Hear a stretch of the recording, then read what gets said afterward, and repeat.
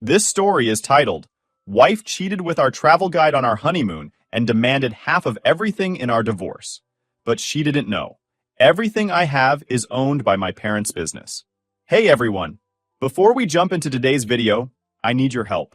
We've noticed the channel is losing some traction, and subscribing is one of the best ways you can support us.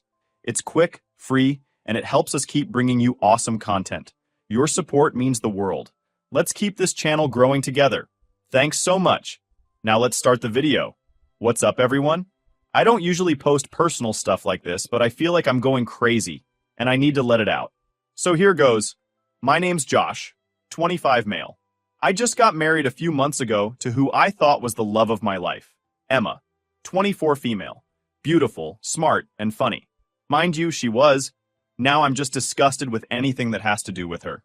We'd been dating for about 3 years before tying the knot, and everything felt perfect. Emma and I seemed like one of those couples everyone looked at and thought, wow, they're so solid. When I first met Emma, I wasn't even looking for a relationship when we met, but she swept in, confident and sure of what she wanted. She said I was the kind of guy who treated women the way they deserved to be treated, and I made damn sure to live up to that. I gave her my time, my loyalty, and honestly, the world. Whether it was small gestures like flowers on random days or planning trips she always dreamed of, I wanted her to feel like the luckiest woman alive. I had a vital role in my family's logistics business, helping run operations and making sure everything stays on track. My parents, who own the company, have always been super supportive. They even let us live in one of their houses rent-free so we could save up and start building our life together. Our wedding was small, but beautiful, with close friends and family.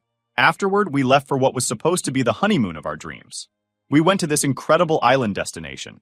We booked this all-inclusive package that covered everything: resort stays, guided tours, and even a rental car for exploring. For the first week, it was everything I could have hoped for. We explored waterfalls, swam in lagoons, and had romantic dinners by the ocean. Emma was her usual bubbly self, constantly telling me how happy she was and how lucky she felt. I honestly thought we were making the kind of memories we'd talk about for the rest of our lives. But looking back, I realized there were little things that didn't quite add up. There were moments when she'd disappear for longer than expected, claiming she'd gone to check out the shops or needed a breather. I didn't think much of it at the time because, well, why would I? I trusted her completely. One day, I stayed back at the hotel to finalize some last-minute bookings for a boat trip we had planned. Emma said she wanted to explore the local market and left with a smile. She came back a few hours later, looking flushed and a little too happy. When I asked how the market was, she gushed about how authentic and fun it was, but didn't show me anything she'd bought. I thought it was a little weird, but brushed it off. We came back home after 2 weeks, and I felt like I was on top of the world. I was married to the woman of my dreams, and we had the perfect start to our life together. At least, that's what I thought. One night, about a week after we got back, I decided to go through the photos and videos from our trip. I wanted to put together a little slideshow as a surprise for Emma. While sorting through the files on my laptop, I came across footage from the GoPro I had set up in the rental car during our drives. Here's the thing. I decided to mount the GoPro in the car to capture the scenic drives and any candid moments between the two of us. It wasn't unusual for me to use it during trips, especially when the landscape was worth remembering. At first, I skimmed through the footage, expecting sweeping views of the coastline and maybe some light banter between Emma and me. But as I clicked on one of the files, something felt off. The timestamp showed it was recorded during one of the afternoons I had stayed back at the hotel to finalize some bookings. I hit play. Instead of capturing the scenic beauty outside the car, the GoPro had caught something else entirely. Emma wasn't alone. She was in the back seat with the travel guide we'd hired for our tours. They weren't talking. They weren't admiring the view. They were doing things I never thought I'd see. My heart started pounding as I tried to process what I was watching. I couldn't believe it. I started playing back everything in my mind. I scrolled through more footage and found additional videos, all showing the same pattern. Emma and the fucking guide in the car. During those moments, she'd told me she was running errands or getting some air. I was enraged. This wasn't a one-time lapse in judgment. It was deliberate, premeditated, and during what was supposed to be one of the happiest times of our lives. This wasn't some one-off mistake. It was deliberate. She planned it, sneaking off whenever she thought I wouldn't notice. And the worst part? It was during our honeymoon. The time that's supposed to be the most special and sacred part of a marriage. I sat there in shock for what felt like hours, replaying the videos over and over. My hands were shaking and my mind was racing. I couldn't believe the woman I'd just married. The woman I thought I knew better than anyone was capable of this. That night, I didn't confront her. She was in the bedroom, asleep, like nothing had happened, and I just sat on the couch. I needed time to think. What Emma didn't realize, and what worked entirely in my favor, was that she had no clue how our financial setup worked. She assumed the house we lived in, the car she drove, and even the credit card she swiped without a second thought were all part of our assets. In truth, they weren't. The house, owned by my parents. The car, registered under the family business. The credit card, connected to accounts under my father's name. Emma thought she was marrying into wealth and security, but I had made sure to keep my own assets locked down tight. The only money purely under my name was the $20,000 I'd saved up from freelancing during college. I never flaunted it because I didn't need to. I knew the real power wasn't in showing off. It was in keeping everything where it couldn't be touched. She was playing a game, but the board and all the pieces belonged to me. I realized I had a lot to figure out. Confronting her wasn't going to be enough. I needed to protect myself too. So the first thing I did was back up all the videos. I saved them on multiple drives and made sure they were stored securely. The last thing I wanted was for her to somehow delete the evidence. The next day, I reached out to a lawyer my dad trusted. I didn't tell my parents what was going on just yet. I wasn't ready to drag them into this mess. The lawyer was incredible. I explained everything, and he reassured me that she doesn't have a leg to stand on, he said. Since everything significant, the house, the car, even the credit cards, was tied to my dad and the family business, Emma couldn't touch a dime of it. He said that if she tried to demand half of our assets in a divorce, she'd be in for a rude awakening. That gave me a little bit of peace, but I still had to face her. I needed to hear what she had to say, even though I knew it wouldn't change anything. That night, I acted like nothing was wrong. I sat with her on the couch and casually brought up the honeymoon. "Hey, what was your favorite part of the trip?" I asked, trying to keep my voice steady. She grinned like she didn't have a single worry in the world. "Oh, all of it! The beaches were stunning. The food was amazing." I nodded, forcing a small smile. "I'm glad you think so," I said, keeping my voice even. "You really seemed happy out there." She grinned even wider. "Of course I was. How could I not be with everything you did for me?" Then she added, as if it were nothing. "Oh, and the guide. He was so nice, wasn't he?" I clenched my jaw but kept my tone casual. "Yeah, he seemed really useful," I said, pulling out my phone. "Speaking of, I found some videos from the trip. Thought you'd want to relive the memories." "Of course," she said, still smiling, completely clueless. I cast my phone to the TV so she could enjoy her disgrace in full HD. If she was going to lie, she might as well see herself in crystal clear clarity while doing it. That smile? Gone the second I hit play. Her face drained of color as she stared at the screen. She looked like she'd been hit by a bus. "Go ahead, Emma," I said, leaning back. "Explain this." "I'll wait." She started stammering, her voice shaking. I don't know what that is. This isn't what it looks like." I raised an eyebrow, not bothering to hide my smirk. "Oh, so it's not you getting cozy with our nice guide in the backseat of the rental? Damn, my mistake. Maybe I need glasses. Listen, I can explain." I cut her off, my voice cold. "Explain? Sure, I'd love to hear how banging the guide on our honeymoon was just a big misunderstanding. Go ahead, I'm all ears." She fumbled for words, pulling out the usual bullshit. "It was a mistake. I wasn't thinking. It didn't mean anything." I laughed, shaking my head. "Didn't mean anything? Well, good news, Emma. It means even less to me. Save your breath. We're done." I watched her panic, knowing full well this was just the beginning. If she thought she could talk her way out of this, she was about to learn the hard way who she was dealing with. After that night, everything changed. Emma didn't admit to anything right away. At first, she sat there in stunned silence, staring at the paused screen on the TV like it might disappear if she just blinked hard enough. When she finally spoke, her voice was shaky and desperate. "Josh, please, it's not what it looks like," she said. I couldn't believe she was trying to deny it. "Emma, don't play with me. It's exactly what it looks like. There's no way to explain what you were doing in our car during our honeymoon." That's when the excuses started pouring out. She claimed it was a mistake, that it only happened once, that she was drunk, that he pressured her. It was like she was throwing anything at the wall to see what would stick. Obviously, I wasn't having any of it. "Emma, there's more than one video. It wasn't a mistake. It wasn't just one time. You made a choice. Over and over again." Her tears came fast. She started sobbing, saying she didn't mean to hurt me, that she loved me, that it didn't mean anything. But I couldn't even look at her. I felt like my chest was being crushed every time she opened her mouth. I stood up. You didn't respect or appreciate what I gave you. If you did, you wouldn't have done this. I want a divorce. At that, her tears dried up almost instantly. You can't just throw me away like this, she shouted. I gave up everything to be with you. You owe me. I couldn't believe her audacity. Owe you? Emma, everything we have isn't written in my name. The house, the car, the credit cards, they're all in my dad's name. The only thing in my name is my savings account. And guess what? You're not getting a single cent of it. Her face twisted with rage. You've been lying to me this whole time. You said we were building a life together, and now you're saying none of it's actually yours? I smirked, leaning back. Oh, it's mine, Emma. I built it. I earned it. But it's all under my dad's name to protect it from situations like this. Funny how that worked out, huh? I thought we were building something real together, too. But clearly, you had other priorities, like the backseat of a rental car. She stormed out of the room, slamming the door.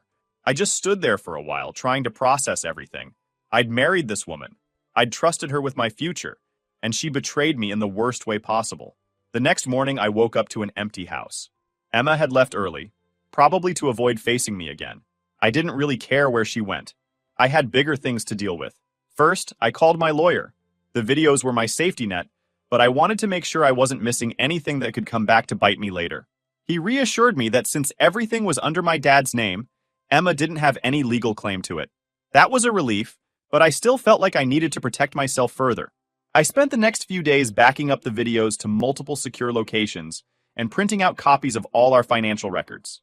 I wanted to be prepared for anything. Emma, meanwhile, acted like nothing was wrong. She'd come home late, barely say 2 words to me, and then disappear into the bedroom. It was like she was waiting for me to back down, to forgive her. But there was no forgiving this. A few days later, Emma tried to talk to me, thinking she could smooth things over. She sat down across from me at the kitchen table, her eyes red and puffy like she'd been crying.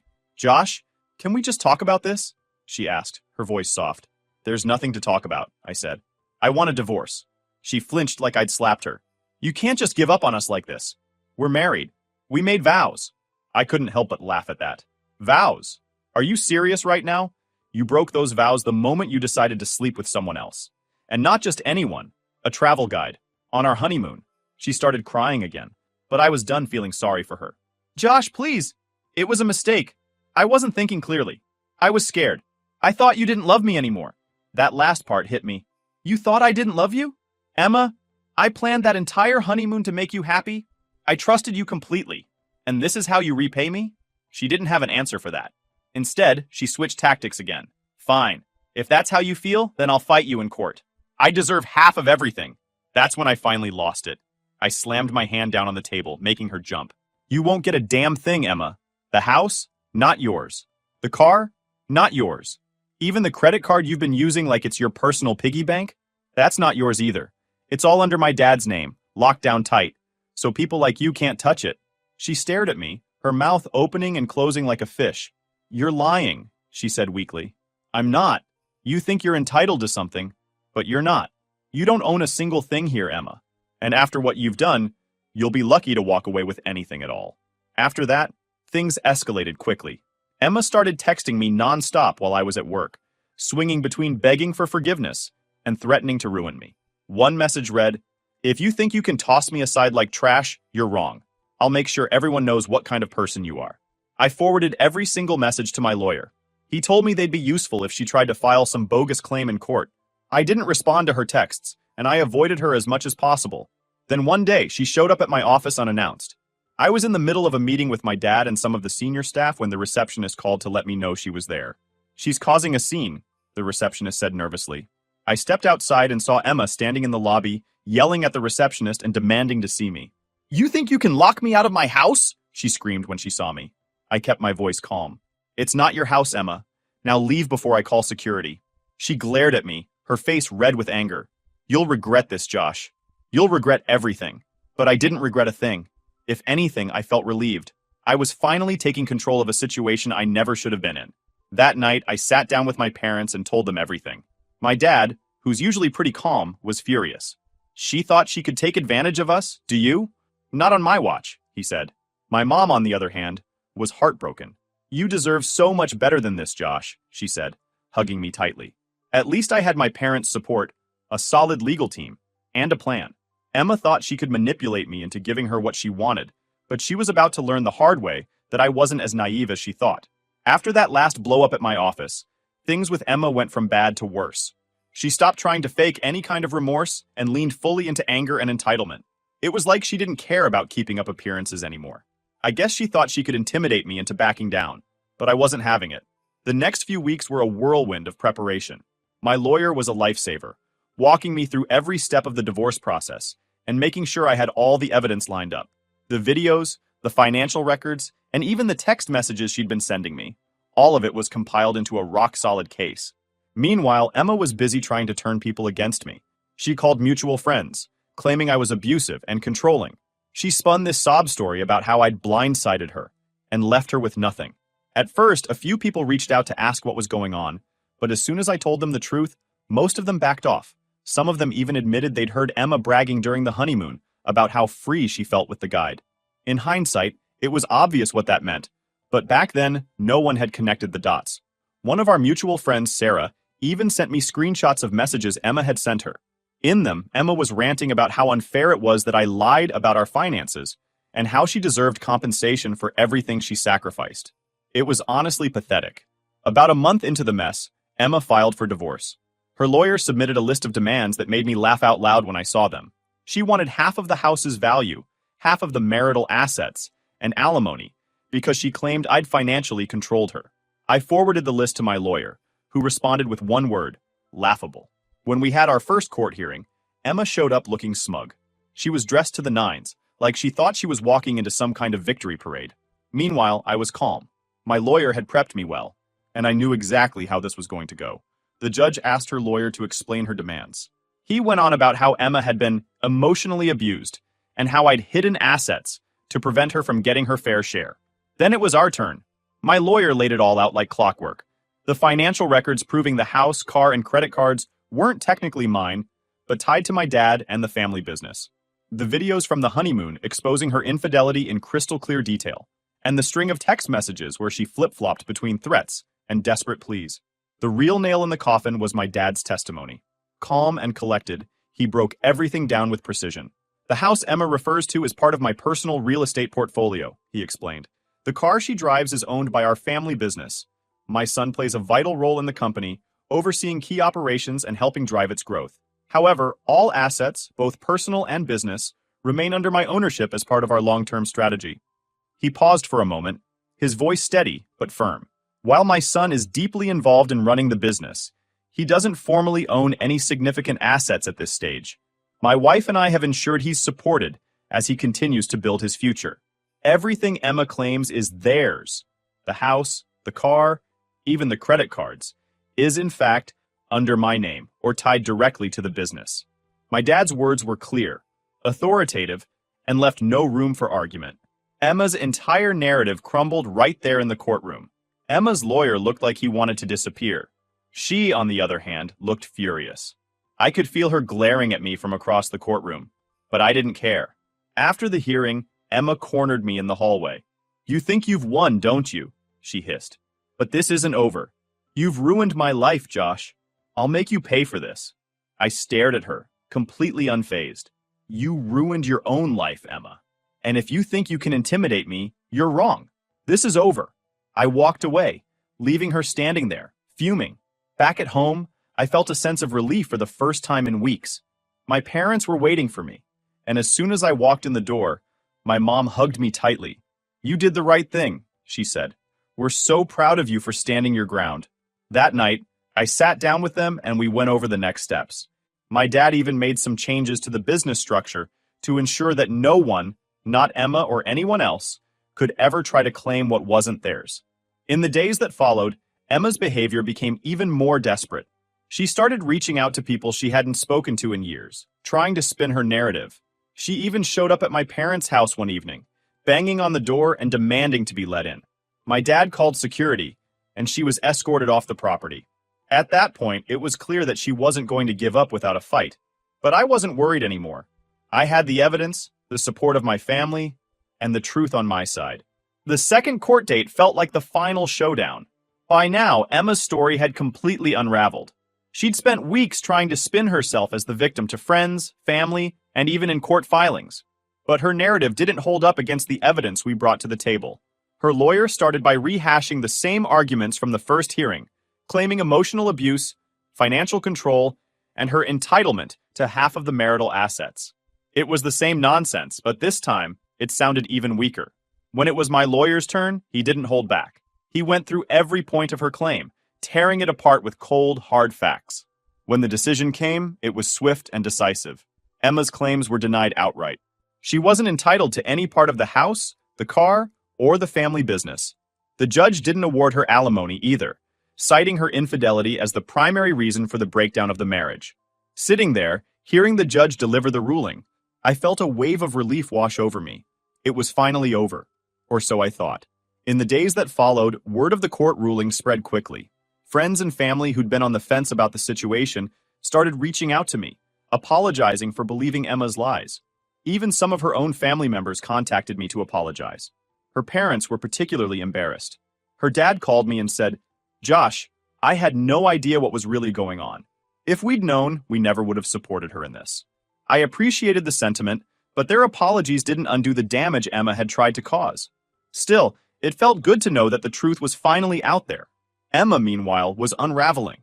She tried to save face by doubling down on her lies, telling anyone who'd listened that I'd manipulated the court, and that I was a terrible husband, but no one was buying it anymore. A couple we'd befriended on the honeymoon even came forward with their own videos. They'd seen Emma flirting with the guide and had recorded some of her behavior, thinking it was odd at the time. When the rumors about the divorce reached them, they didn't hesitate to share what they had. This led to the travel guide getting fired from his agency. Apparently, I wasn't the only one who'd complained about him. Losing his job was the least he deserved, but it still felt like a small victory. Emma made one last attempt to worm her way back into my life a few months later. She showed up at my office again, looking disheveled and desperate. "Josh," she said, tears streaming down her face. "I've lost everything. I don't know where else to go." I didn't even let her finish. "You made your choices," I said coldly. "Now live with them." I called security and had her escorted out. Watching her walk away, I felt no guilt. She had brought this on herself. By this point, I was ready to move on. The nightmare was over, and I could finally focus on rebuilding my life. My parents encouraged me to move back home temporarily, but I decided against it. I needed my own space, my own independence. Emma thought she could play me, manipulate me, and walk away with what wasn't hers. But in the end, her betrayal caught up with her. Justice was served, and I came out stronger for it. Life after the divorce was strange at first. I thought I'd feel immediate relief, like some weight had been lifted off my shoulders, but instead, I felt empty. Emma, for her part, wasn't going quietly. She kept popping up in unexpected places, trying to make herself seem like the victim in all of this. At first, it was small things, like vague posts on social media about betrayal and starting over. Then she started reaching out to people who had nothing to do with our marriage, trying to drag them into the mess. Lately, her family, once her biggest supporters, began pulling away too. I found out later that her parents had confronted her about the videos. Apparently, they'd heard about them through the grapevine, and when they saw the evidence, they were horrified. Her dad even reached out to me. "Josh, I don't know what to say," he told me over the phone. "We believed her lies, and we're sorry for that. If we'd known the truth sooner, we would have handled things differently."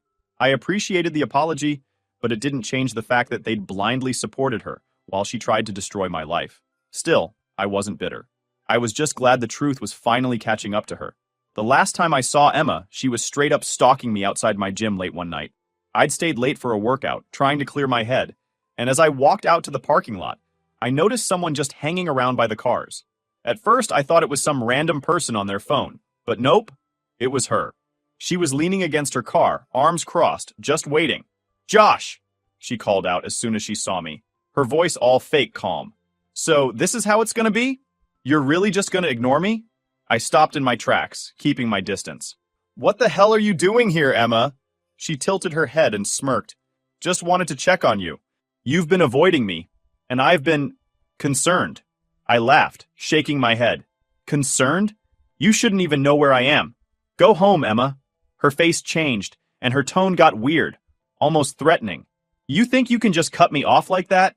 You think you've won? This isn't over, Josh. I'll always know where to find you. That hit differently. The way she said it. It wasn't angry. It was just off. I didn't say another word.